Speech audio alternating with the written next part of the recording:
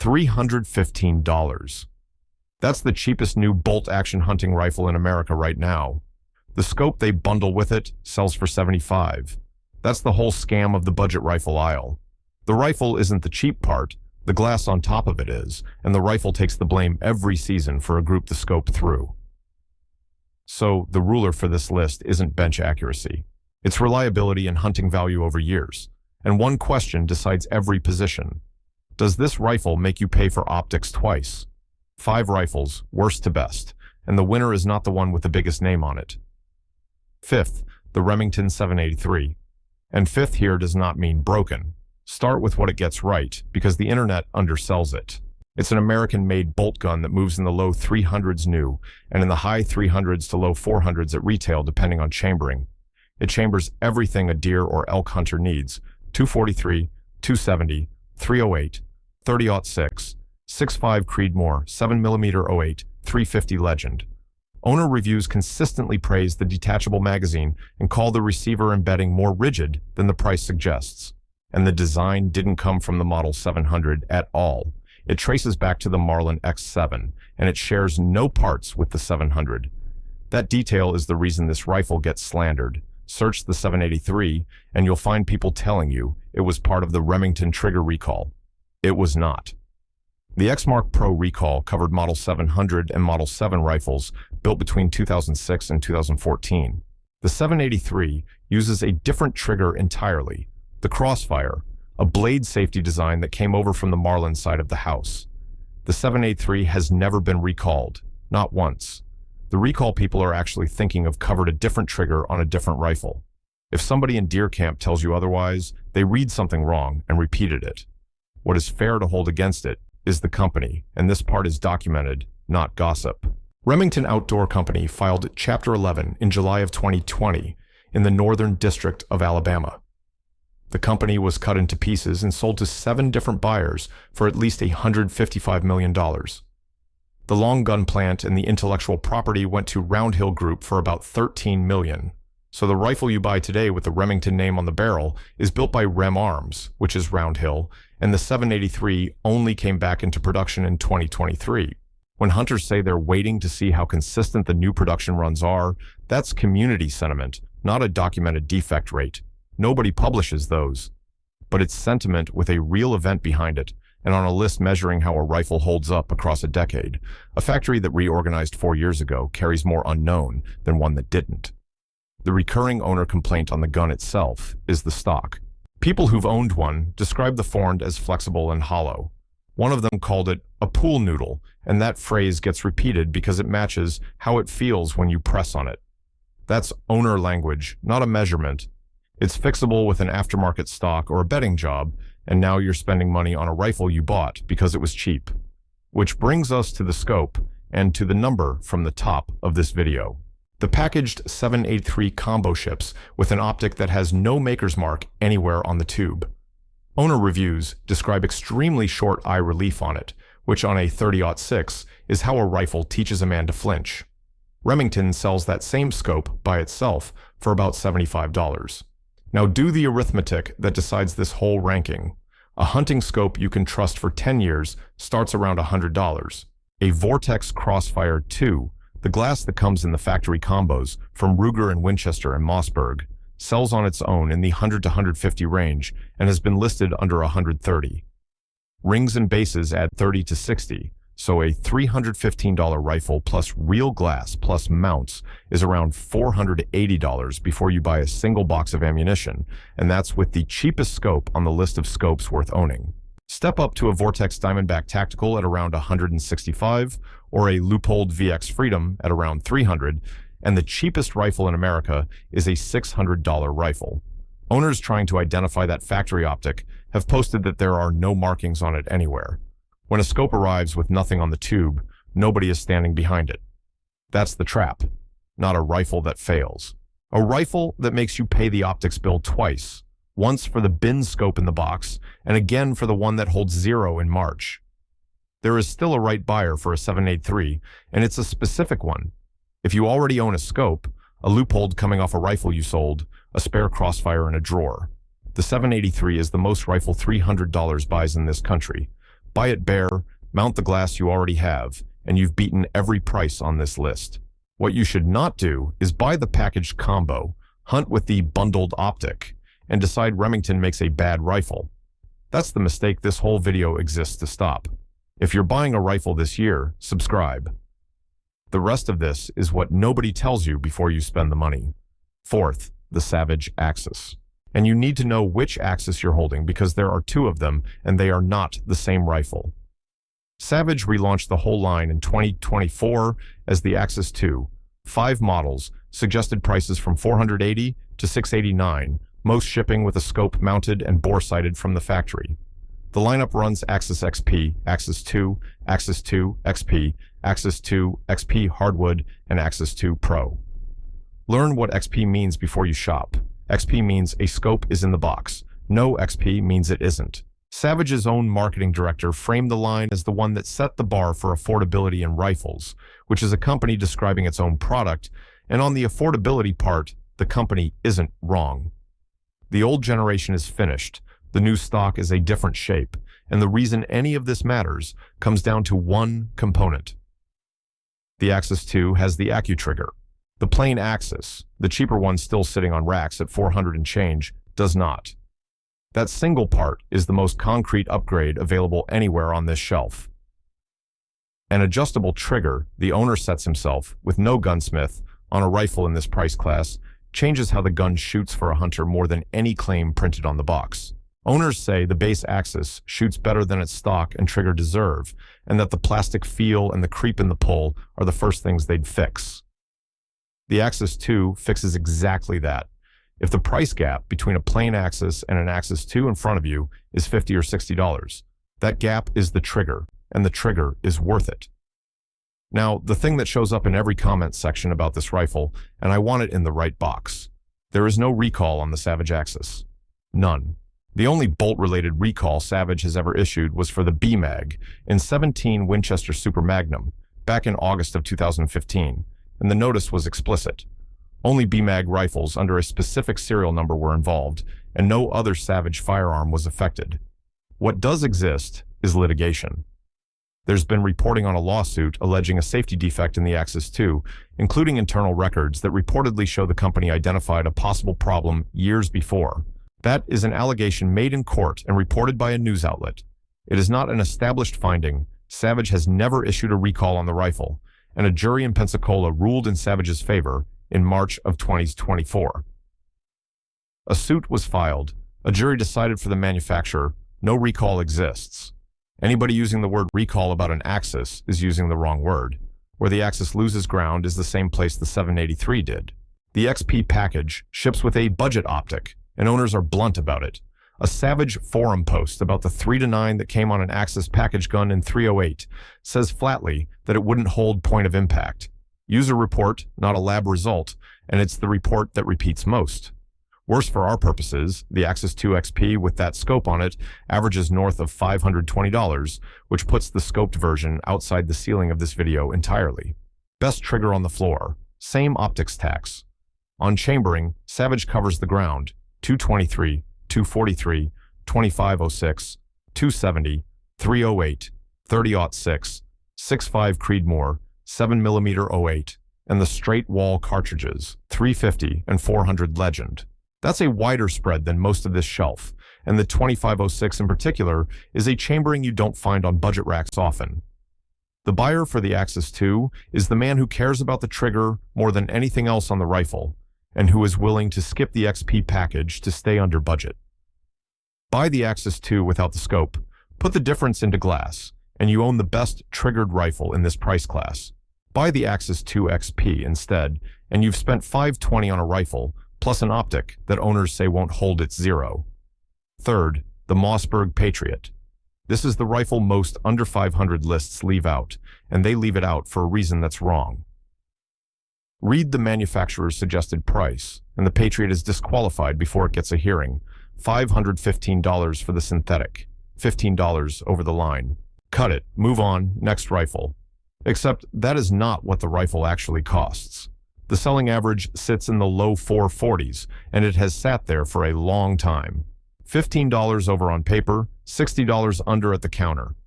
The Patriot is a sub-$500 hunting rifle in stores across this country, and it gets cut from budget lists by people who read a spec sheet instead of walking into a store, because suggested retail is the number a manufacturer prints and street price is the number a hunter pays. And on this rifle, the gap between those two is wide enough to change the entire recommendation. That's what this channel does that the others don't. It checks the number instead of copying it off the manufacturer's page. Subscribe if that's the kind of thing you want before you spend $400. What the money buys is the best finished rifle on this floor. Owners talk about the Patriot the way people don't usually talk about a $400 gun. The walnut versions look like a rifle costing twice as much, and the synthetic doesn't feel apologetic in the hands. That's community sentiment, and I'll label it as such, but it's unusually consistent sentiment, and it's worth something on a rifle you'll carry for 20 years. The concrete part is the LBA trigger, adjustable by the owner from roughly 2 to 7 pounds. Same principle as the AccuTrigger. You set it, you don't pay somebody to set it. Between the Patriot and the Axis II, the budget shelf has 2 rifles that hand you the trigger, and every hunter who's fought a 7-pound factory pull in a cold tree stand knows what that's worth. Mossberg also chambers this thing across the entire hunting range: 243, 270, 308, 30-06, 6.5 Creedmoor, 6.5 PRC, and out into the straight wall cartridges, 350 Legend and 450 Bushmaster. That last part matters more than it looks. If your state restricts deer season to straight wall, half the rifles people recommend online don't exist for you, and the Patriot does. The catch is the combo, and by now, you know the shape of it. The Vortex scoped Patriot packages run about $650, and the walnut combos climb toward $874. The glass on those is real. Crossfire 2, same as Winchester and Ruger use. But the package price pushes the rifle out of the budget conversation. The Patriot's sweet spot is the bare synthetic in the low 440s, and then you buy your own optic. Same trap as the 2 rifles below it, with one difference that moves it up. The rifle under the scope is nicer, and the trigger is already handled. Mossberg also builds a Predator version at $553, suggested, which is over our line, but worth knowing exists if you're hunting hogs and coyotes more than deer. The buyer for the Patriot is the hunter who's going to look at this rifle for the next 20 years and wants it to be a rifle he likes looking at, and the hunter in a straight wall state who's tired of every recommendation being a cartridge he can't legally use. It is not the buyer chasing the absolute lowest number. The 783 is $100 cheaper, and the Axis undercuts it too. Second, the Winchester XPR. This is where the optics problem stops being a problem.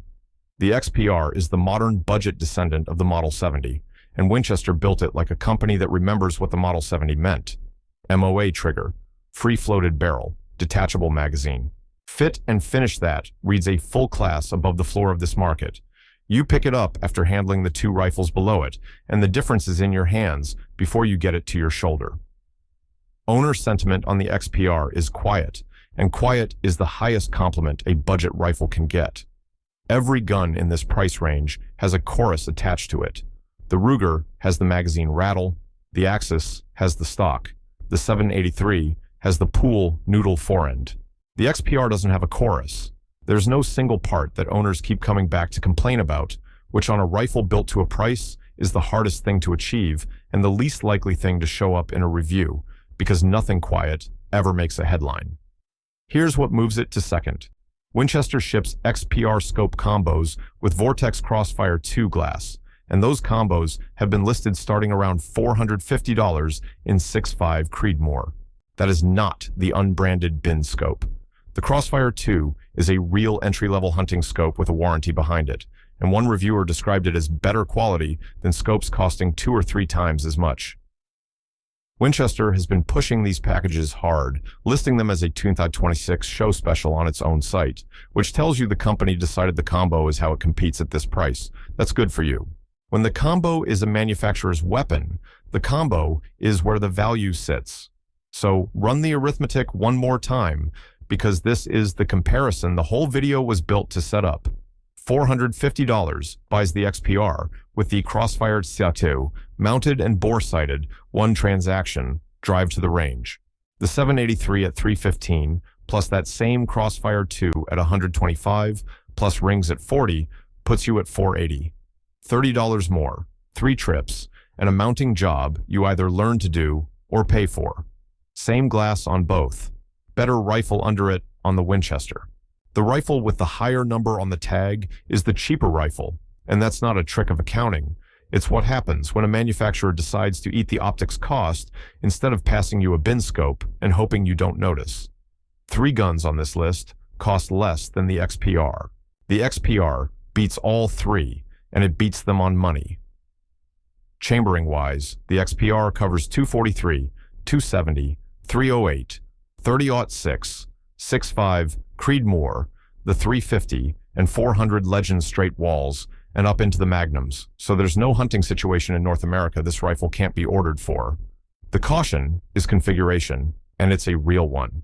Not every XPR combo is 450. The 243 combo has been listed around 530. The 30-06 Vortex combo runs into the 800s. Same rifle, same scope family, wildly different price depending on chambering and store. If you want an XPR inside $500, you take the chambering that's discounted, and in this category, that's usually 6.5 Creedmoor, which leaves number 1, and there's no tie here. The best hunting rifle under $500 in 2026 is the Ruger American, the first generation gun. Say that precisely, because the generations are different rifles at different prices, and confusing them is how people end up arguing about a gun that isn't in this conversation. Ruger launched the Generation 2 in 2024, and its suggested pricing starts at $729. $729 is not a budget rifle. The Gen 1, the original American, suggested at $599 for the standard and $669 for the ranch, is the one that now moves in the low to mid 400s and fits under our ceiling with room. When somebody tells you a Ruger American costs $700, they're talking about a different rifle than the one winning this list. What the Gen 1 brings is the strongest field consensus of anything at this price, and the reasons are hardware you can point at rather than a feeling.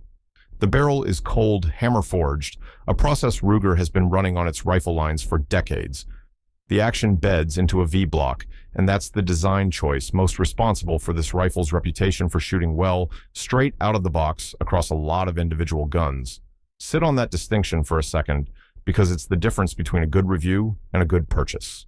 Any of these 5 rifles can produce a great individual example. Every budget line has an owner whose gun shoots lights out. What you want, when you're spending $400 on the one rifle you'll own, is a design where the average copy is fine. You don't want to be gambling on which box you happen to grab off the shelf. That's what the V-block buys, and it's why the Ruger's reputation is so uniform across so many owners, instead of split into people who love theirs and people who got a lemon. It's chambered in essentially everything a hunter uses, from 223 up through 300 Winchester Magnum, including 350 Legend for the straight wall states. That range matters on a rifle you're buying as your only rifle. Whatever you decide to hunt in 5 years, this platform is chambered for it, and the manual of arms doesn't change when you buy the second one. And the factory combos ship with Crossfire 2, glass, not the unmarked stuff. So, the Ruger is the other rifle here that lets you pay the optics bill once, which means the 2 guns at the top of this list got there by the same mechanism, from 2 companies that made the same decision about what belongs in the box. The honest complaint, because this list doesn't pretend, owners gripe about the rotary magazine, which rattles, and about a stock that feels cheaper than the rifle shoots.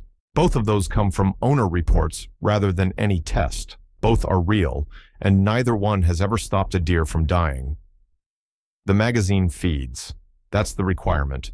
The buyer for the Ruger American Gen 1 is almost everybody watching this.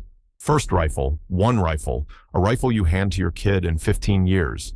This is the answer, because the odds that your specific copy is a good one are better here than anywhere else at this price, and because the combo doesn't tax you on glass.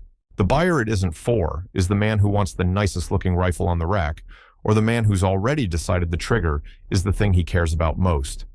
Those 2 have better answers above, and the honest defense of second place, since I said the ruler is the total. If the XPR combo in front of you is 450 with the Vortex mounted and the Ruger in front of you is 480 bare, buy the XPR. The total is what matters, I said that before I named a winner, and I'll stand on it after. Two things to close because they come up every time. If you have another $100, the answer is the Ruger American Generation 2, and it's a real upgrade rather than new paint. Ruger's own description of the changes points at a 3-position tang safety that locks the bolt, and a stock that's more rigid and better shaped with adjustable length of pull and comb height. It comes with a threaded barrel. Street pricing has been running in the low 520s, so it sits just over the line rather than deep into premium territory. Firm $500 budget, buy the Gen 1. Budget that stretches, the Gen 2 is where the next $100 goes. And the rifles that aren't on this list. The Thompson Center Compass gets recommended constantly in threads and old videos, and it should not be. Thompson Center wound down operations around 2020 after Smith & Wesson divested the brand, and the Compass is out of production, used only. Don't buy a discontinued rifle as your first rifle because of a recommendation somebody wrote 4 years ago. The Hoa 1500 has one of the best factory triggers here, the 2-stage hacked, on a Japanese action in production since 1979. But a complete Hoa mostly lands between 500 and 600, and plenty of retail configurations run 600 up to 969. It fits under 500 as a bare-barreled action or on promotion, which makes it a build, not a purchase. The Bergara B14 averages in the high 760s, built in Spain and imported by BPI Outdoors out of Georgia. The Tikka T3X Lite suggests 729, built by Sako in Finland. Both excellent, both mid-tier. Anybody putting them on an under 500 list is padding it with guns that break the premise. Last thing, then I'm done. Every price in this video moves. Budget rifle retail shifts week to week and swings by chambering and by whatever promotion is running. And a selling average that includes online auctions won't always match the tag on the rack. Check the number the week you buy. What doesn't move is the ruler. The cheap rifle is almost never the thing that can't shoot. The scope they bundled with it is. Buy the rifle that doesn't charge you for glass twice, and by the end of your first season, you'll have spent less than the man who bought the $400 combo and replaced the scope in March. $315 for the rifle, $75 for the scope they put on it. Those two numbers are the whole reason budget rifles have a bad name, and neither one of them is the rifle's fault.